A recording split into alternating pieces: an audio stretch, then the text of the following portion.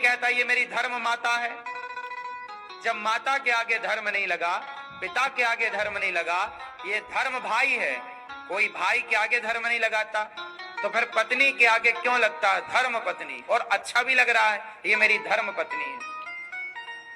क्यों मेरी माँ?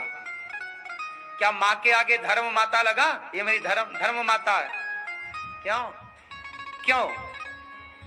माँ के आगे धर्म शब्द नहीं लगा, पिता के आगे धर्म शब्द नहीं लगा, बहन के आगे नहीं लगा, भाई के आगे नहीं लगा, तो फिर पत्नी के आगे क्यों लगा? आप तीनों भाइयों में बड़े भैया ने ठीक बताया, इसलिए बड़े भैया के साथ बैठ के सत्संग किया करो मस्त।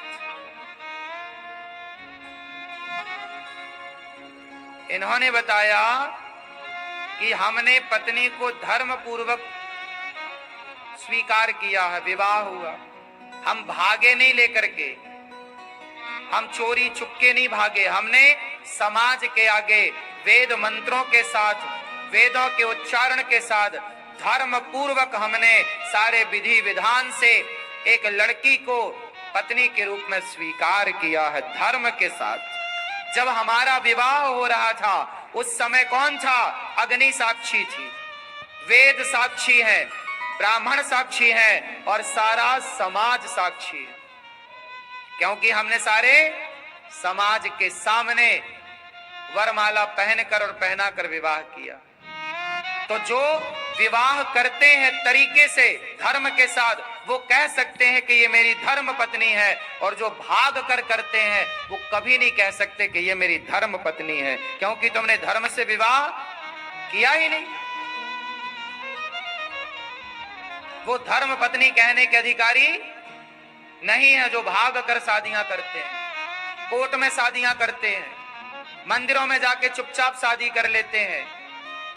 धर्म तो ये है कि तुम्हारी माँ सामने खड़ी हो आशीर्वाद देने के लिए, तुम्हारा पिता सामने खड़ा हो आशीर्वाद देने के लिए, दादा दादी जिंदा हैं तो वो खड़े हो, नाना नानी जिंदा हैं तो वो खड़े हो आशीर्वाद देने के लिए, गांव के यार दोस्त मित्र खड़े हो, और अग्नि की साक्षी, और पंडित जी ध्रुव तारा दिखाते हैं, वो ध्रुव देखो साक्षी है, ध्रुव तारा, अग्नि साक्षी है, वेद साक्षी है, आकाश साक्षी है कि तुमने विवाह किया है। इसलिए हमारे यहाँ विवाह जब होता है तो पत्नी के पल्लू से पुरुष का दुपट्टा बांधा जाता, जिसे गठजोड़ कहते हैं। क्या बोलते हैं?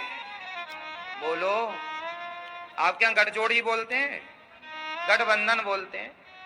गठबंधन, ये बंधन तो प्यार का बंधन है, ये बंधन है, मानो पति पत्नी के इसको बंधन करते हैं, जोड़ते हैं कि आज से तुम दो नहीं, जुड़ करके तुम एक हो गए। इसलिए पति और पत्नी दो नहीं है, दो जब तक रहेंगे झगड़ा होगा, दोनों मिलकर एक हो जाएंगे, सारा झगड़ा समाप्त हो जाएगा। विडंबना ये है कि ये दो रहते हैं सारी जिंदगी,